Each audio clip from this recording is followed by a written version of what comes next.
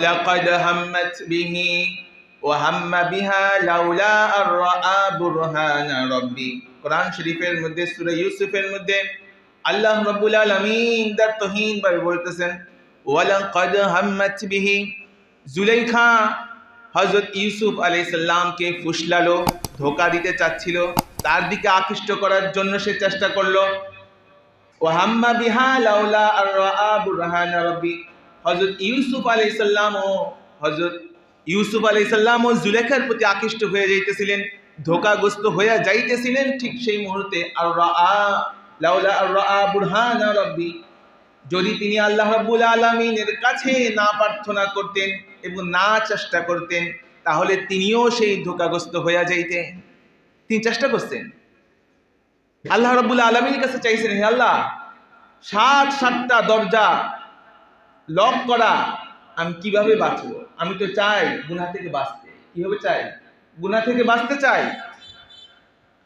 তখন তিনি আল্লাহ তাআলার কাছে চাইলেন, আর আল্লাহ তাআলা তার মনের মধ্যে সেই চেষ্টা অনুযায়ী, তার ইচ্ছা অনুযায়ী তার মনের মধ্যে এটা ঢেলে দিলেন যে যাও, তুমি দরজা পর্যন্ত যাও, চেষ্টা করো, তুমি যতটুকু তোমার সাধ্য আছে বাঁচার জন্য তুমি চেষ্টা করো গুনাহ থেকে বাঁচার। সঙ্গে সঙ্গে তিনি দৌড় দিয়ে দরজা পর্যন্ত গেলেন। আল্লাহ তাআলা এটাই খুশি হলেন যে তিনি চাইলেন গুনাহ থেকে বাঁচার জন্য। প্রথমত তিনি আল্লাহ তাআলার কাছে চাইলেন, তারপর তার যথাসাধ্য চেষ্টা ছিল সেটা চেষ্টা করলেন। দরজা পর্যন্ত গেলেন, আল্লাহ তাআলা তার কাজ শুরু করে দিলেন। তার যতটুকু কাজ ছিল তিনি করলেন, আর আল্লাহর কাজ শুরু করে দিলেন। দরজা এক এক করে খুলতে লাগলো, অটোমেটিক, আপনা আপনি। সুবহান। ওয়ালাকাদ হাম্মাত বিহি ওয়া হাম্মা বিহা লাউলা আর রাআ বুরহান রাব্বি। এই ইউসুফ আলাইহিস সালামের এখান থেকে সমস্ত উম্মতের জন্য এখানেই শিক্ষণীয় যে যত গুনাহ মধ্যে আসবে এই সব একাংশ শয়তানের থেকে, আরেক অংশ আসে মানুষের মন থেকে, মিনাল জিন্নাতি ওয়ান নাস। সমস্ত শয়তানরা হচ্ছে জিন জাতি, মিনাল জিন্নাতি ওয়ান নাস, জিনদের থেকে। জিন একটা তো শয়তান যেটা হযরত আদম আলাইহিস সালামকে ধোঁকা দিছিল তাকে সিজদা করা থেকে, তাই না? এটা হচ্ছে প্রধান শয়তান। দুনিয়ার মধ্যে এখন যত জায়গায় মানুষ গুনাহের মধ্যে জড়িত আছে, এই সব জায়গার মধ্যে শয়তান তার শাগিরদেরকে বসায় আছে। শাগিরদেরকে কি বসায় আছে? তার সমস্ত চেলা চামর যত কিছু আছে, তার যতটুকু শাগরেদ আছে, তার অনুসারী আছে, ভক্তবৃন্দ আছে, শয়তানের সব কিছু দুনিয়াব্যাপী সে বিস্তার করে রাখছে। আর শয়তান, হাদিস শরীফের মধ্যে আসছে, এই শয়তান সমুদ্রের মধ্যে একটা সিংহাসন পেতে বসে আছে। তার যত শাগরিদ সারা দিনে যত কাজ, ভালো কাজ করে আসছে, তার ভাষায় ভালো কাজ করে আসছে, করে আসার পরে এক এক করে সবাইকে জিজ্ঞাসা করে, আজকে তুমি কি কাজ করছো? তখন প্রথমজন বলে, একটা মানুষ নামাজ পড়তে চাইছিল, তার মনের মধ্যে নামাজ পড়ার আগ্রহ সৃষ্টি হয়েছিল। আমি তার মনের মধ্যে যাইয়া এটা গেঁথে দিলাম যে নামাজ পড়লে কোনো লাভ নাই। কত মানুষই তো নামাজ পড়ে, কি লাভ পাইছে দুনিয়াতে? কোনো লাভই পায় না। আমি তার মনের ইস্পিহাকে নিস্তেজ করে দিলাম, সে আর নামাজ পড়ল না। তখন শয়তান তাকে বাহবা দিয়ে বলে, বাহ, ভালো কাজই করছো। দ্বিতীয় জনকে জিজ্ঞাসা করে যে তুমি কি কাজ করছো? তখন সে বলে, একজন লোক রোজা রাখতে চাইছিল, আমি তাকে রোজা থেকে ফিরাইলাম। বাহ, তুমিও ভালো কাজ করছো। তৃতীয় একজন লোক, শয়তান তাকে জিজ্ঞাসা করলে, সবই শয়তান, তুমি কি কাজ করছো? তখন সে বলে যে একজন লোক জিকির করতে চাইছিল, আল্লাহ আল্লাহ বলে জপতে চাইছিল, সুবহানাল্লাহ, আলহামদুলিল্লাহ, আল্লাহু আকবার, এই জিকিরগুলো সে করতে চাইছিল। আমি তাকে ধোঁকা দিলাম, ফলে সে আর জিকিরে যায় নাই, জিকির আর করে নাই। শয়তান বলল, তুমিও ভালো কাজ করছো। এরপর চতুর্থ জনকে জিজ্ঞাসা করলো যে তুমি কি কাজ করছো? সে বলল, একজন লোক কোরআন শরীফ পড়তে চাইছিল, আমি তাকে কোরআন শরীফ পড়তে দিই নাই, তাকে ধোঁকা দিলাম। এভাবে পঞ্চম লোককে জিজ্ঞাসা করলো, কি করলা তুমি? যে সে হজ করতে চাইছিল, আমি তার মনের মধ্যে এটা ঢুকাই দিলাম যে তোমার উপর তো এখনো হজ ফরজ হয় নাই। সে আর ফলে যারা জানে হজ তার উপর ফরজ কিনা তাদেরকে জিজ্ঞাসা করে নাই, সে মনে মনে আত্মতৃপ্তিতে ভুগতেছিল যে না, আমার উপর তো হজ ফরজ হয় না, কারণ আমার উপর এখনো মেয়েকে বিবাহ দেওয়া বাকি আছে, ছেলেকে বিবাহ করানো বাকি আছে, আমার বাড়িটা কমপ্লিট করা বাকি আছে, এগুলো সব কাজ সমাধা করার পরে কি করব? হজ করব। ফলে আর সে হজ করতে পারল না, হজ না করেই সে মারা গেল। তো তুমি তো ভালো কাজ করছো। এরপর সে জিজ্ঞাসা করলো ষষ্ঠ ব্যক্তিকে, তুমি কি কাজ করছো?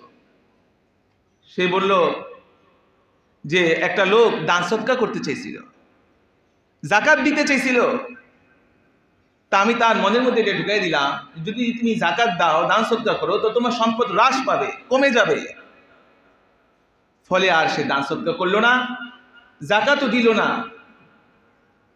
কয় তোমরা সবাই ভালো কাজ করছো। কিন্তু সপ্তম একজন শয়তানের অনুসারী শয়তান, এই সপ্তম শয়তানটা কোনো কিছুই বলল না, সে চুপ করে বসে থাকলো। তখন শয়তান তাকে বলল, সবাই তো এক এক করে বলল তারা কি কি ভালো কাজ করছে, তুমি তো কিছু বললে না, কি কাজ করছে? তখন শয়তান বলল যে আমি স্বামী স্ত্রী মিয়া বিবি তাদের মধ্যকার অনেক মিল মহাব্বত ছিল, সুখ সমৃদ্ধিতে তারা ছিল, দুনিয়ার মধ্যে বাস করতেছিল, তাদের মতো আর সুখী ফ্যামিলি আর কেউ ছিল না। কিন্তু আমি এই তাদের দুজনের মধ্যে বিবাদ, বিসম্বাদ, ঝগড়া, ফাসাদ, কলহ আমি সৃষ্টি করে দিলাম। ফলে সব সময় তাদের মধ্যে রেষারেষি, মন কষাকষির মধ্যেই থাকতেছিল, মিল মোহাব্বত হইতেছিল না।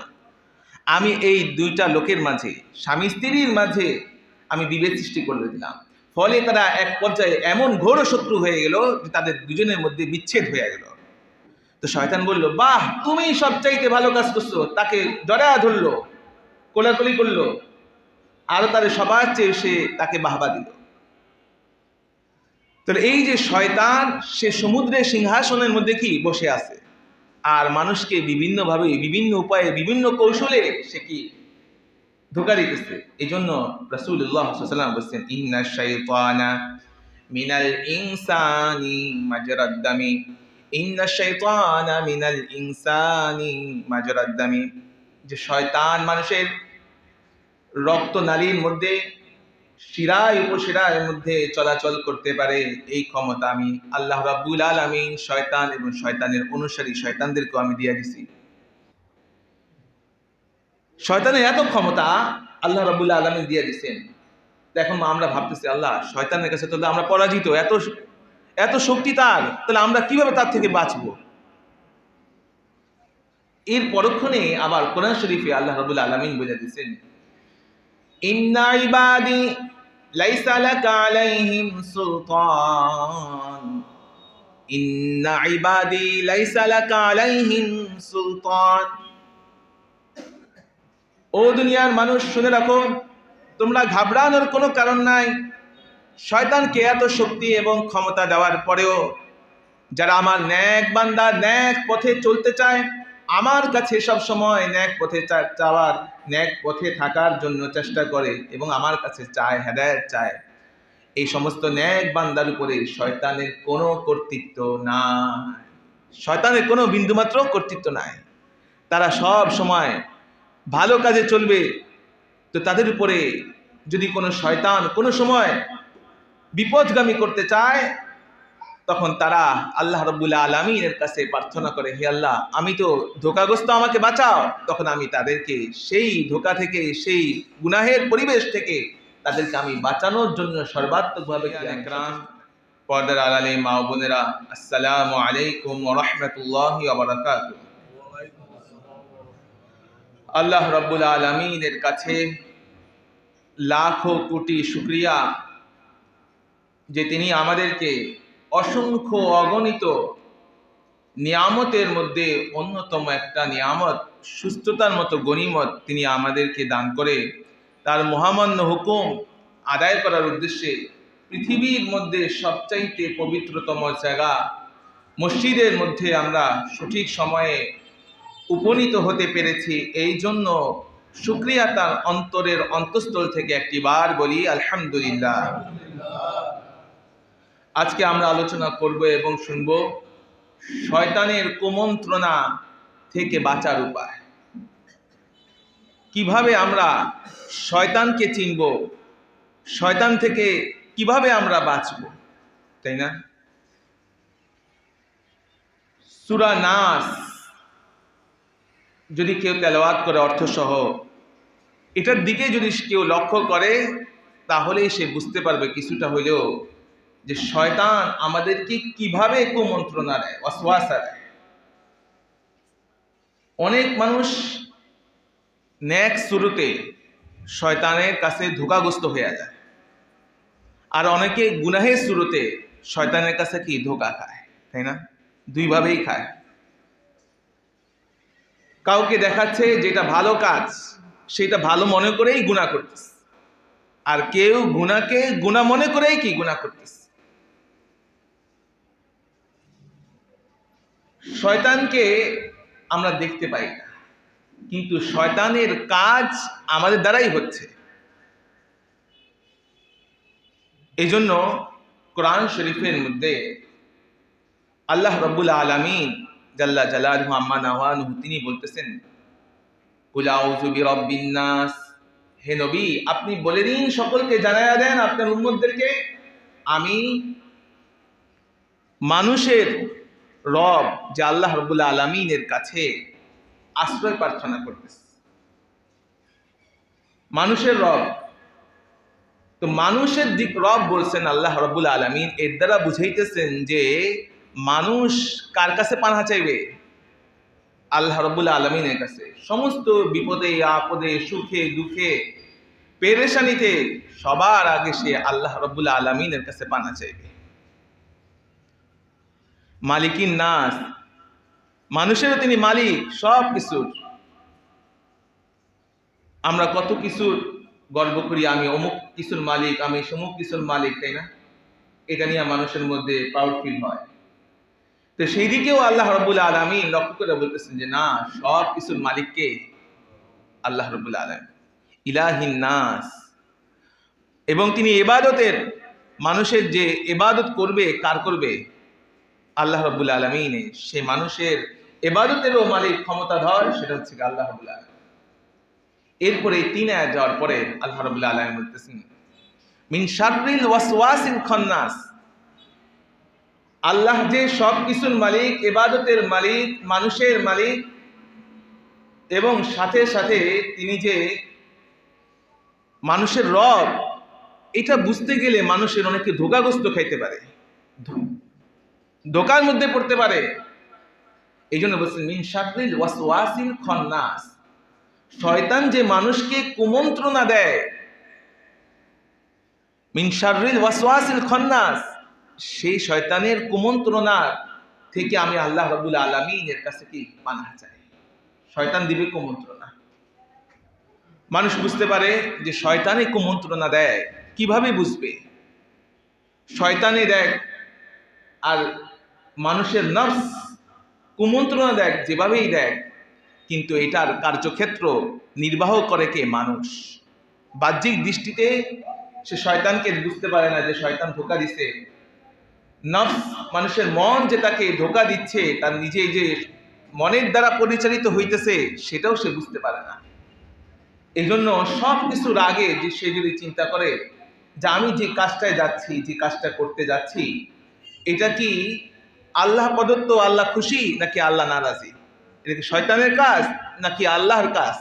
এই চিন্তাটা যদি মানুষ করতে পারে এবং সঙ্গে সঙ্গে সে আল্লাহ রাব্বুল আলামিনের কাছে পানাহ চাইবে, যে আল্লাহ আমি তো এখন বুঝতে পারছি আমাকে শয়তান ধোঁকা দিচ্ছে, আমার মনটাকে আপনি আপনার দিকে পরিচালিত করুন। তাহলে চাইতে হবে কার কাছে? আমি যদি বাঁচতে চাই, আমাকে বাঁচার জন্য তো চেষ্টা করতে হবে।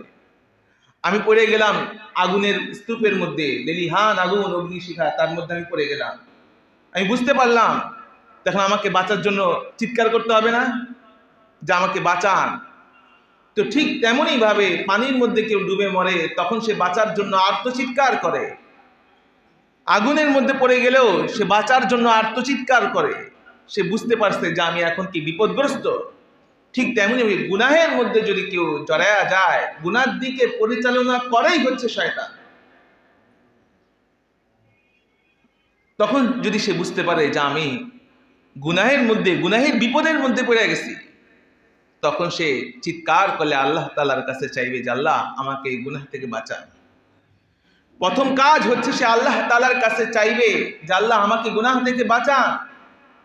দ্বিতীয় কাজ হচ্ছে তার শারীরিকভাবে সে যতটুকু সাধ্য সেটা সে চেষ্টা করবে। হযরত সাইয়্যিদুনা ইউসুফ আলাইহিস সালাম তাকে ফুসলাইছিল জুলাইখা, তাই না? 7টা দরজা তালাবদ্ধ করা ছিল। হযরত ইউসুফ আলাইহিস সালাম যেমন একজন বড় মাপের নবী ছিলেন, সাথে সাথে মানুষও ছিলেন। মানবীয় গুণাবলী তার মধ্যে ছিল। তিনি আহার করতেন, নিদ্রা যেতেন, বিবাহ করতেন, ভরা যৌবন ছিল। মানে মানুষের মধ্যে যে আকার প্রকৃতি থাকতে পারে সে সব কিছু তার মধ্যে ছিল, তাই না? ছিল। ওয়ালাকাদ হাম্মাত বিহি ওয়া হাম্মা বিহা লাউলা আর রাআ বুরহানা রাব্বি। কোরআন শরীফের মধ্যে সূরা ইউসুফের মধ্যে আল্লাহ রাব্বুল আলামিন তার তৌহিদ ভাবে বলতেছেন ওয়ালাকাদ হাম্মাত বিহি। জুলাইখা হযরত ইউসুফ আলাইহিস সালামকে ফুসলালো, ধোঁকা দিতে চাচ্ছিল, তার দিকে আকৃষ্ট করার জন্য সে চেষ্টা করলো। ওয়া হাম্মা বিহা লাউলা আর রাআ বুরহানা রাব্বি। হযরত ইউসুফ আলাইহিস সালাম ও জুলেখার প্রতি আকৃষ্ট হয়ে যাইতেছিলেন, ধোঁকাগ্রস্ত হয়ে যাইতেছিলেন। ঠিক সেই মুহূর্তে লাউলা আর রাআ বুরহানা রাব্বি, যদি তিনি আল্লাহ রাব্বুল আলামিনের কাছে না প্রার্থনা করতেন এবং না চেষ্টা করতেন, তাহলে তিনিও সেই ধোঁকাগ্রস্ত হয়ে যাইতেন। তিনি চেষ্টা করছেন, আল্লাহ রাব্বুল আলামিনের কাছে চাইছেন, হে আল্লাহ 7টা দরজা লক করা, আমি কিভাবে বাঁচবো? আমি তো চাই গুনাহ থেকে বাঁচতে। কিভাবে চাই? গুনাহ থেকে বাঁচতে চাই।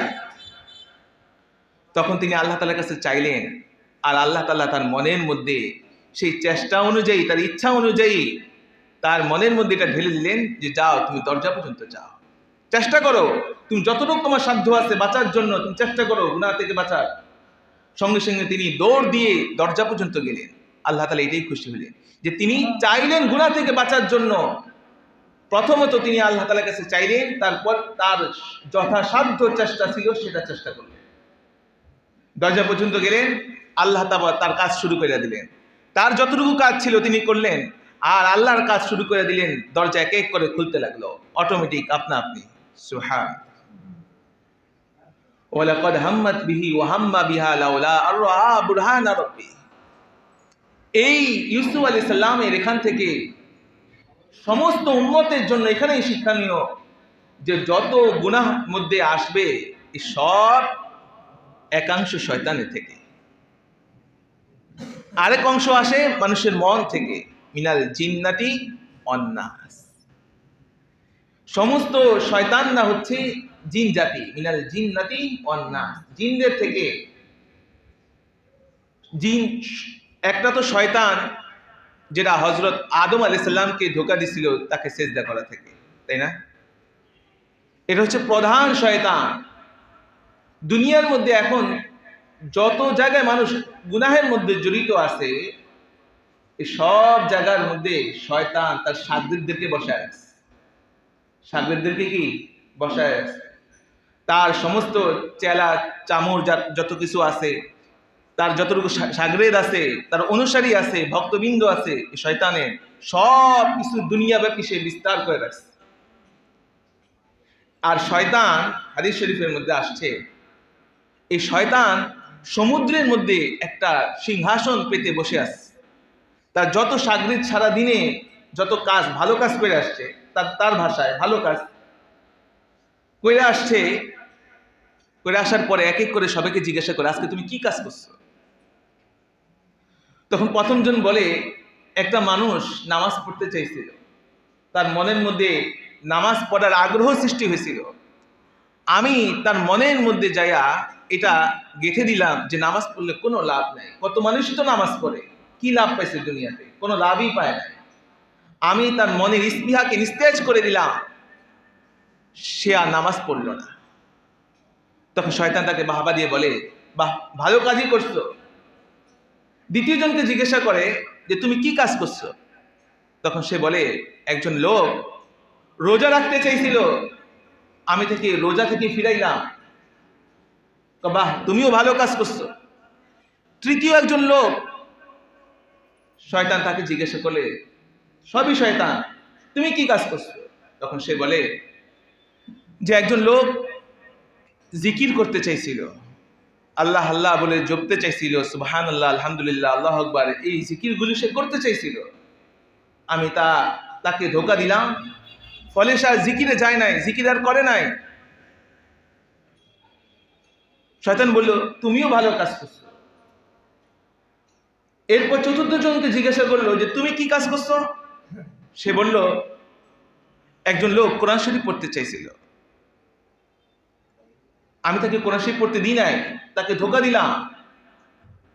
এভাবে পঞ্চম লোককে জিজ্ঞাসা করলো, কি করলা তুমি? যে সে হজ করতে চাইছিল, আমি তার মনের মধ্যে এটা ঢুকাই দিলাম যে তোমার উপর তো এখনো হজ ফরজ হয় নাই। সে আর ফলে যারা জানে হজ তার উপর ফরজ কিনা তাদেরকে জিজ্ঞাসা করে নাই, সে মনে মনে আত্মতৃপ্তিতে ভুগতেছিল যে না, আমার উপর তো হজ ফরজ হয় না, কারণ আমার উপর এখনো মেয়েকে বিবাহ দেওয়া বাকি আছে, ছেলেকে বিবাহ করানো বাকি আছে, আমার বাড়িটা কমপ্লিট করা বাকি আছে, এগুলো সব কাজ সমাধা করার পরে কি করব? হজ করব। ফলে আর সে হজ করতে পারল না, হজ না করেই সে মারা গেল। তো তুমি তো ভালো কাজ করছো। এরপর সে জিজ্ঞাসা করলো ষষ্ঠ ব্যক্তিকে, তুমি কি কাজ করছো? সে বলল যে একটা লোক দান সদকা করতে চাইছিল, জাকাত দিতে চাইছিল, তা আমি তার মনের মধ্যে এটা ঢুকাই দিলাম, যদি তুমি জাকাত দাও, দান সদকা করো, তো তোমার সম্পদ হ্রাস পাবে, কমে যাবে। ফলে আর সে দান সদকা করলো না, জাকাতও দিল না। কয়, তোমরা সবাই ভালো কাজ করছো। কিন্তু সপ্তম একজন শয়তানের অনুসারী শয়তান, এই সপ্তম শয়তানটা কোনো কিছুই বলল না, সে চুপ করে বসে থাকলো। তখন শয়তান তাকে বলল, সবাই তো এক এক করে বলল তারা কি কি ভালো কাজ করছে, তুমি তো কিছু বললে না, কি কাজ করছে? তখন শয়তান বলল যে আমি স্বামী স্ত্রী মিয়া বিবি, তাদের মধ্যকার অনেক মিল মহাব্বত ছিল, সুখ সমৃদ্ধিতে তারা ছিল, দুনিয়ার মধ্যে বাস করতেছিল, তাদের মতো আর সুখী ফ্যামিলি আর কেউ ছিল না। কিন্তু আমি এই তাদের দুজনের মধ্যে বিবাদ, বিসম্বাদ, ঝগড়া, ফাসাদ, কলহ আমি সৃষ্টি করে দিলাম। ফলে সব সময় তাদের মধ্যে রেষারেষি, মন কষাকষির মধ্যেই থাকতেছিল, মিল মোহাব্বত হইতেছিল না। আমি এই দুইটা লোকের মাঝে, স্বামী স্ত্রীর মাঝে আমি বিভেদ সৃষ্টি করে দিলাম। ফলে তারা এক পর্যায়ে এমন ঘোর শত্রু হয়ে গেল যে তাদের দুজনের মধ্যে বিচ্ছেদ হয়ে গেল। তো শয়তান বলল, বাহ, তুমি সবচাইতে ভালো কাজ করছো। তাকে জড়ায়া ধরলো, কোলাকুলি করলো, আরো তাদের সবার চেয়ে সে তাকে বাহবা দিল। তাহলে এই যে শয়তান, সে সমুদ্রের সিংহাসনের মধ্যে কি বসে আছে, আর মানুষকে বিভিন্নভাবে, বিভিন্ন উপায়ে, বিভিন্ন কৌশলে সে কি ধোঁকা দিতেছে। এই জন্য রাসূলুল্লাহ সাল্লাল্লাহু আলাইহি ওয়াসাল্লাম বলছেন, ইন্না শাইতানা মিনাল ইনসানি মাজরাদ দামি, ইন্না শাইতানা মিনাল ইনসানি মাজরাদ দামি, যে শয়তান মানুষের রক্ত নালীর মধ্যে, শিরায় উপশিরার মধ্যে চলাচল করতে পারে, এই ক্ষমতা আমি আল্লাহ রাব্বুল আলামিন শয়তান এবং শয়তানের অনুসারী শয়তানদেরকেও আমি দিয়ে দিছি। শয়তানের এত ক্ষমতা আল্লাহ রাব্বুল আলামিন দিয়ে দিচ্ছেন। এখন আমরা ভাবতেছি, আল্লাহ, শয়তানের কাছে তো আমরা পরাজিত, এত শক্তি তার, তাহলে আমরা কিভাবে তার থেকে বাঁচবো? এর পরক্ষণে আবার কোরআন শরীফে আল্লাহ রাব্বুল আলামিন বলে দিচ্ছেন, ইন্না ইবাদি লাইসা লাকা আলাইহিম সুলতান, ইন্না ইবাদি লাইসা লাকা আলাইহিম সুলতান। ও দুনিয়ার মানুষ, শুনে রাখো, তোমরা ঘাবড়ানোর কোনো কারণ নাই। শয়তানকে এত শক্তি এবং ক্ষমতা দেওয়ার পরেও যারা আমার নেক বান্দা, নেক পথে চলতে চায়, আমার কাছে সব সময় নেক পথে চাওয়ার, নেক পথে থাকার জন্য চেষ্টা করে এবং আমার কাছে চায়, হেদায়েত চায়, এই সমস্ত নেক বান্দার উপরে শয়তানের কোনো কর্তৃত্ব নাই, শয়তানের কোনো বিন্দুমাত্র কর্তৃত্ব নাই।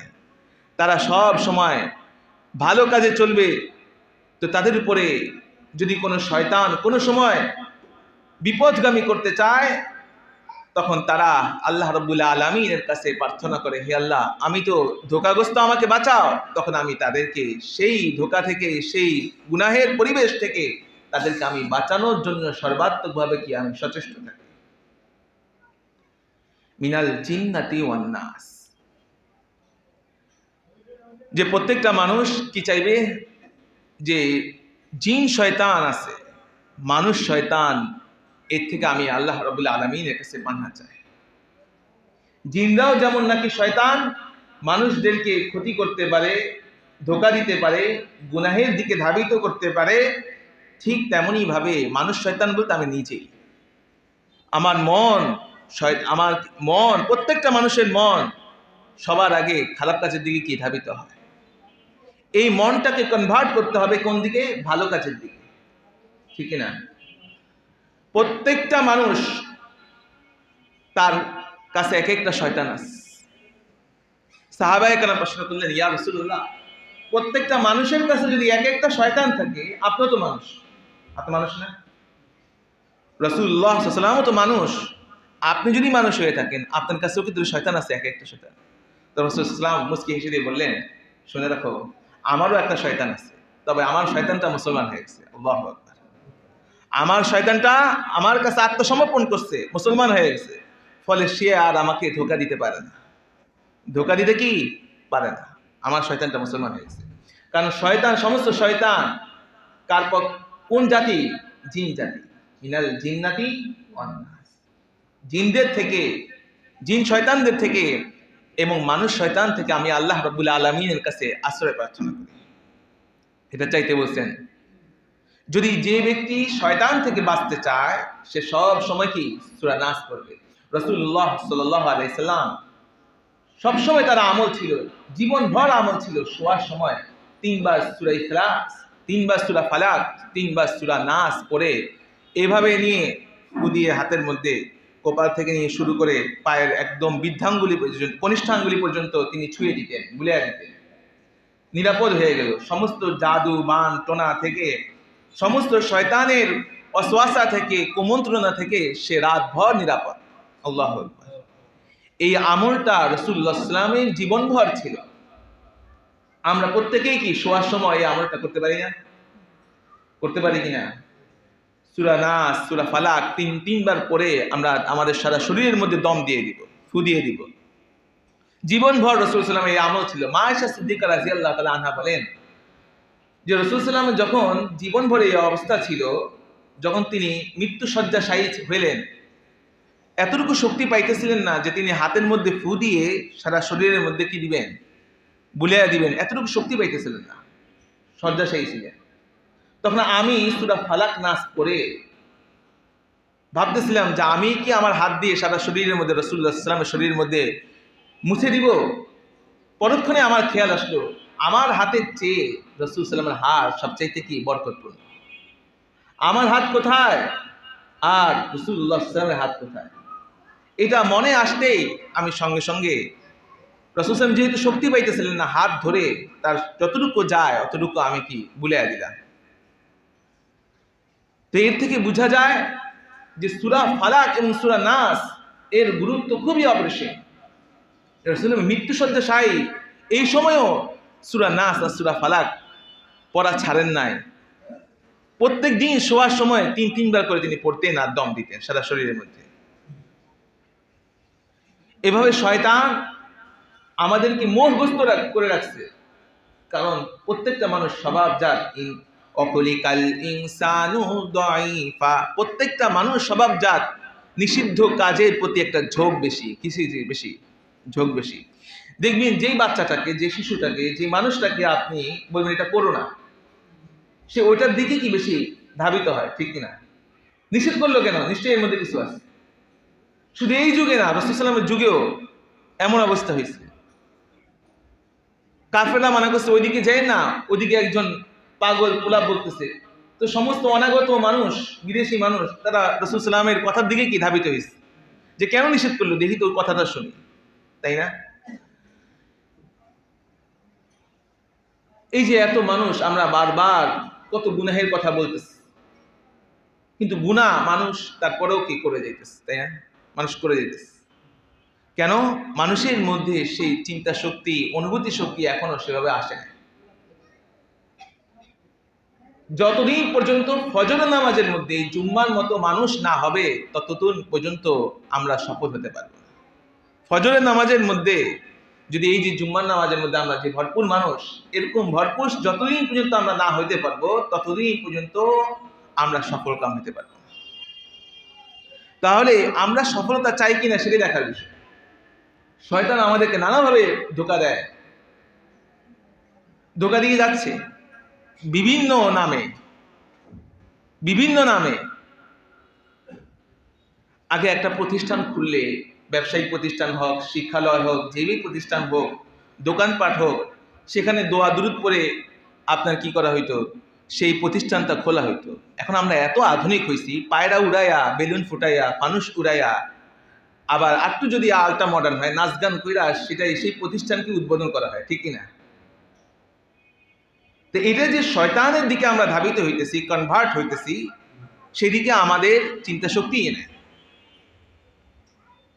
একটা মানুষ, যে ব্যক্তি আল্লাহকে বিশ্বাস করে, সে তো মাটিতে দাফন হবে, তাই না? আর যারা মূর্তি পূজা বিশ্বাসী, তাকে তো দাহ করা হবে।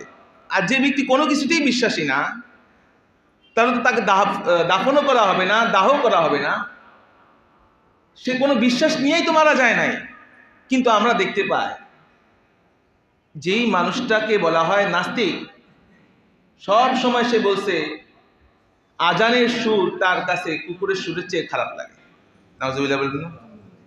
এমন ধরনের যাদের মন্তব্য ছিল জীবনভর, এই মানুষটা মারা গেলেও তার কবরের মধ্যে ফুল ছিটানো হয়, ফুল দেওয়া হয়, শ্রদ্ধাঞ্জলি।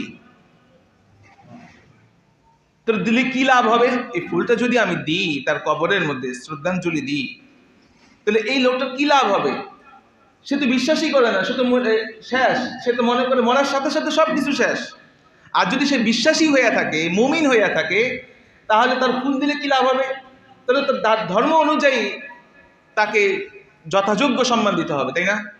ধর্ম কি বলতেছে সেটা মানতে হবে, ফলো করতে হবে। ফুল ছিটায় কি লাভ হবে বছরে বছরে? বলেন, কোনো লাভ আছে? লাভ নাই। 1 মিনিট নীরবতা থেকে কি লাভ হবে? বরঞ্চ ধর্ম অনুযায়ী তার অনুসরণ করতে হবে। কিভাবে? ধর্ম বলতেছে সূরা ফাতিহা পড়ো, তার উপরে কোরআন শরীফ তার উপরে পড়ো, পড়া তার জন্য দোয়া করো, এটা লাভ আছে, তাই না? এতে লাভ আছে। 1 মিনিট আমি চুপ থাকলাম, এটা কোন ধর্ম আছে? সে তো বিশ্বাসই করে না কোনো ধর্মকর্ম। ফুল দিয়া আর চুপ থেকে, নীরব থেকে কি লাভ? কোন লাভ আছে? লাভ। বিশ্বাসী হইলে তাহলে তার বিশ্বাস অনুযায়ী তার ধর্মকর্ম করতে হবে। আর যদি সে অবিশ্বাসী হইয়া থাকে, তাহলে তো তার এগুলোর কোনো প্রতি তার বিশ্বাসই নাই, এগুলো কেন করবো আমরা? একজন মানুষ মারা গেছে, বছরে বছরে আগে মানুষ যে কোনো দিন, যেদিন মারা গেছে সেই তারিখে যে খাওয়াইতে হবে তা না। আমি খাওয়াইলে তো সোয়াব আছেই অবশ্যই, হয় আমি মাসে মাসে খাওয়াই, সাধ্য অনুযায়ী যে কোনো কয়জনকে খাওয়াইলাম। তো এখন যেহেতু খাওয়ানো যাবে না, এখন কি করা হচ্ছে? অমুকের মৃত্যুতে নাচ গান, ব্যান্ড সঙ্গীত হয় না? অমুকের মৃত্যুর স্মরণে নাচ গানের আসর। তো অমুকের মৃত্যুর স্মরণে আমি ওয়াজ মাহফিল দিই, এটা তো একটা লাভ আছে। কিন্তু কত আমরা আধুনিক হয়ে গেছি, যে একটা যেখানে ধর্মের যে জায়গাগুলো ছিল, স্পৃহাগুলো ছিল, যে জায়গাগুলো, সেগুলোতে এখন আমরা নাচ গান দখল করে নিতেছি, নাচ গান সেখানে দখল করে নিতেছে। আমরা একটা বছর আমাদের থেকে বিদায় নিল, তার মানে আমরা খুব মৃত্যুর কাছাকাছি এসে পড়লাম। আরেকটা বছর নতুন ভাবে আমরা কিভাবে আল্লাহ তাআলার দিকে গুণামুক্ত ভাবে থাকতে পারবো, সেটার জন্য আমাদের চাওয়া পাওয়া থাকবে। এমন না যে আমরা নতুন একটা বছর আসলো, একটা বছর গেল, হিসাব নিকাশ করার বিষয়, যে আমি তো খুব মৃত্যুর কাছাকাছি এসে গেলাম, এখানে তো আনন্দের কিছু নাই, আমার তো দুঃখ, যে আমি একটা বছর কতটুকু গুনাহ করলাম, কতটুকু ভালো কাজ করলাম, আমি তো মৃত্যুর কাছাকাছি এসে পড়লাম। তো এই আমি কিভাবে রাত 12টা বাজার সাথে সাথে সিজদার মধ্যে থাকার কথা। কোথায় থাকার কথা?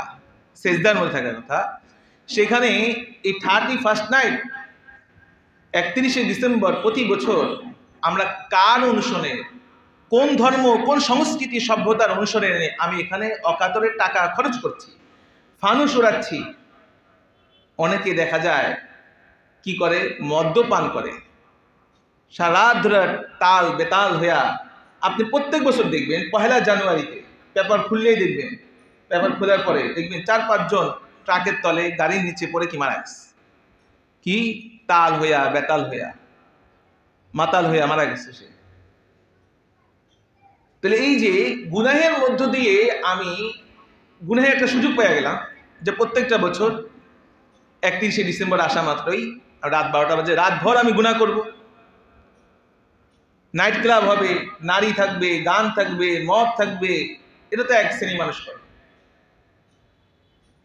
তাহলে এইখানে আমি অকাতরে টাকা খরচ করছি, এখানে আমাকে ওয়াজ করে বুঝানো লাগতেছে না যে এখানে টাকা খরচ করলে অনেক লাভ হবে, ক্ষতি হবে। কিন্তু যদি মসজিদে দিতে বলি তাহলে সেখানের মধ্যে কি লাভ হবে, হিসাব নিকাশ আমি আসে, অঙ্ক কষি যে আমার এখানে দিলে কতটুকু লাভ হবে, টাকাটা মনে হয় জলে গেল গা, চলে গেল। অথচ এখানে খরচ করলে যে আমার ব্যাংক অ্যাকাউন্টে লাভ হইতেছে, প্রতি বছর বছরে প্রফিট হচ্ছে, সেটা আমার বুঝা নেই। কারণ মান জাআ বিল হাসানাতি ফালাহু খায়রুম মিনহা, যে ব্যক্তি একাগ্রতার সাথে, আন্তরিকতার সাথে একটা দিরহাম কোন সৎ কাজের মধ্যে, ওয়াজ মাহফিল হোক, মসজিদ নির্মাণ হোক, মাদ্রাসা নির্মাণ হোক, কিংবা সমস্ত মানুষের জন্য দীপকল বসানো হোক, এখানের মধ্যে খরচ করবে, তাহলে আল্লাহ রাব্বুল আলামিন 10 গুণ তাকে বাড়ায় দেন। সুবহানাল্লাহ। আর তার দেখা দেখি যদি আরো মানুষ দেয়, উৎসাহিত হয়, তাহলে কি তার প্রফিট বাড়তেই থাকে। আল্লাহু আকবার। প্রফিট কি তার বাড়তেই থাকে, কমে না কখনো। এই জন্য কেউ জন্মগ্রহণ করো আর কেউ মৃত্যুবরণ করো, আগুনের সাথে আমাদের কোনো সম্পর্ক নেই। আগুন পূজা আমরা করতে পারি? করতে পারি না। কিন্তু আমরা অজান্তেই আগুন পূজা করতেছি। শিখা চিরন্তন বলেন সোহরাওয়ার্দী উদ্যানে বছরের পর বছর সম্পদ নষ্ট হইতেছে। আমাদের সম্পদ নষ্ট হইতেছে না, দেশের সম্পদ নষ্ট হইতেছে। আজকে রাত্রে আমি বলি বা না বলি, দেখবেন অনেক মানুষ অনেকভাবে অনেক জায়গার মধ্যে আজকে রাত্রিটা অপেক্ষা করতেছে, গুনাহের জন্য অপেক্ষা করতেছে, গুনাহের জন্য অপেক্ষা করতেছে। আমি যদি ভালো থাকতে চাই, আমাকে ডিসাইড করতে হবে যে আমি কি ভালো মানুষ হইতে চাই কিনা, ভালো থাকতে চাই কিনা। একটু সময়ের জন্য হয়তো সামাজিকতা কিংবা বংশ মানুষ আমাকে বলবে, এই হুজুর হয়ে গেলি শেষ পর্যন্ত, একটু বলবে, একটা দুটো কথা শুনলাম, এর চেয়ে আমি কত জায়গায় কত অপমানিত হই না, কত জায়গায় হই। এই জন্য আমাকে সিদ্ধান্ত নিতে হবে যে আমি কোন পথে থাকতে চাই। একটা দিন আমি গুনাহমুক্ত থাকতে চাই, এই রাতটা আমি গুনাহমুক্ত থাকতে চাই। পারবো না সবাই ইনশাল্লাহ? আজকে রাত্রেটা আমরা গুনাহমুক্ত থাকতে, বরঞ্চ আমি এইভাবে উদযাপন করতে পারি 31st নাইটকে, রাত 12টা বাজার সাথে সাথে আমি 2টা রাকাত শুকরিয়া নামাজ পড়লাম যে আল্লাহ, একটা বছর আপনি আমাকে হায়াতটা দিচ্ছেন, বোনাস দিচ্ছেন। মানুষ কিন্তু যত হায়াত পায় সবকিছু কি বোনাস অতিরিক্ত পাইতেছে। আমার তো স্বাভাবিক হচ্ছে এখনই মৃত্যুবরণ করা, আমার স্বাভাবিক। আর যত হায়াত, যত দিন পাচ্ছি, যত সপ্তাহ, মাস, বছর পাচ্ছি, সেগুলা হচ্ছে আল্লাহ তাআলা রব্বুল আলামিনের পক্ষ থেকে গিফট এবং বোনাস। মানুষ জীবনটা কি একটা সময়ের সমষ্টি, কতগুলো সময়ের সমষ্টিই হচ্ছে জীবন। এই সময়গুলোকে আমি যদি নষ্ট করি, তা আমার জীবন থেকে একটা রাত, একটা বছর চলে গেল গুনাহের মধ্য দিয়ে। এই জবাবদিহিতা যার মধ্যে আছে, যে ভয়টা আছে, জবাবদিহিতার ভয়, সে ব্যক্তি কখনো কোনো অবস্থাতে সে গুনাহ করতে পারে না। হলুদ বলেন, মরিচ বাটা বলেন, বিবাহ শাদীদের মধ্যে হলুদ হয়, মরিচ হয়, হয় না? অনেক জায়গার মধ্যে সেখানের মধ্যে মদ্যপান হয়, নাচ গান হয়, এগুলা যেন কল্পনাই করা যায় না। একটা মানুষ জন্মগ্রহণ করলো, কেন আগুন নিভাইয়া সেভাবে উদযাপন করতে হবে খ্রিস্টানদের মতো? আমার কেক খাইতে মন চাইছে, কেক খাই, ভালো জিনিস খাইতে মন চাইছে, ভালো খাই, কিন্তু মোমবাতি জ্বালায়া আবার নিভাইয়া মানুষ জন্মগ্রহণ করছে, মানুষ মৃত্যুবরণ করছে, এই আগুনের সাথে কোনো সম্পর্ক নেই। দেখবেন আপনি মানুষ জন্মগ্রহণ করলে উদযাপন করে কিভাবে? আগুন নিভাইয়া, তাই না? আর মানুষের মৃত্যুবরণ করছে, এটা হচ্ছে বিজাতীয় অনুসরণ। মানুষ মৃত্যুবরণ করছে, তো শোকার্ত মানুষ কিভাবে তার কথা স্মরণ করে? আগুন জ্বালায়া, আগুন জ্বালায়া। এটাও তো একটা ধর্মের অনুসরণ, মানুষের রচিত ধর্ম, মানুষের রচিত স্বভাব। ধর্ম মানে কি? স্বভাব। তো মানুষ হয় আমি মানব রচিত ধর্ম স্বভাব মানব, আর নচেত আমি কি আল্লাহ প্রদত্ত ধর্ম মানব। তো মানব রচিত সমস্ত আইন ধর্ম এগুলোর মধ্যে ফাঁক ফোকর থাকে, খারাপই থাকে, গলত থাকে, সুখ শান্তি থাকে না। মনের যে একটা আপনি শান্তি, সেটা পাবেন না কখনো। একজন মানুষ নাচ গান করতেছে, আমোদ প্রমোদ, আপনি মনে করতেছে আহা, লোকটা কত আমোদ প্রমোদে আছে, সুর সরব খাইতেছে, সুদ ঘুষ খাইতেছে, সে কত আনন্দ তৃপ্তিতে আছে। না, মনের সুখটাই হচ্ছে কি প্রকৃত সুখ। আল গিনা গিনান নাস। মনের সুখটাই হচ্ছে কি প্রকৃত সুখ। মনের মধ্যে যদি আপনার হাহাকার না থাকে, হাপিত্তেশ না থাকে, তাহলে আপনি সবচাইতে কি ভালো মানুষ।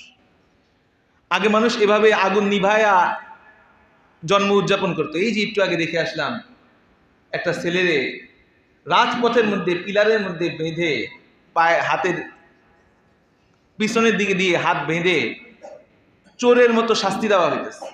তো বললাম, কি হয়েছে বাচ্চা তখন তোমার? তখন সে বলল, আজকে আমি জন্মগ্রহণ করছি। তো আজকে জন্ম নেওয়াটা তার অপরাধ। আগে চোরকে শাস্তি দেওয়া হতো যেভাবে, এখন আমরা এত আধুনিক হয়ে গেছি যে রাসূলুল্লাহ সাল্লাল্লাহু আলাইহি ওয়াসাল্লাম বলেছেন যে তোমরা সুনানাম মান কানা ক্বাবলাকুম, সুনানাম মান কানা ক্বাবলাকুম, এমন একটা সময় আসবে যে তোমরা যদি বিজাতীয়দের এত অনুসরণ করবে, অন্ধ অনুকরণ করবে, তারা যদি গিরগিটের গর্তের মধ্যে চলে যায়, তোমরাও সেটাকে অনুসরণ করে গিরগিটির গর্তের মধ্যে চলে যাবে। তোমার কাছে সেটাই ভালো লাগতে থাকবে। আর নবীর অনুসরণকে সেকালে এবং অন্ধযুগ বলতে থাকবা, মধ্যযুগীয় বলতে থাকবা। আমরা তো জানি না, অনেক সময় ইতিহাসের মধ্যে পড়ি মধ্যযুগীয় বর্বরতা। আশ্চর্য, মধ্যযুগীয় কি বর্বরতা ছিল, এর চেয়ে এখন আরো বেশি বর্বর আমরা। আল্লাহ তাআলা আমাদের সকলকে আমাদের সমস্ত টাকা পয়সা সব কিছু সৎ পথে ব্যয় করার তৌফিক দান করুন। আমিন। ওয়া আখির দাওয়ানা আলহামদুলিল্লাহি রাব্বিল আলামিন।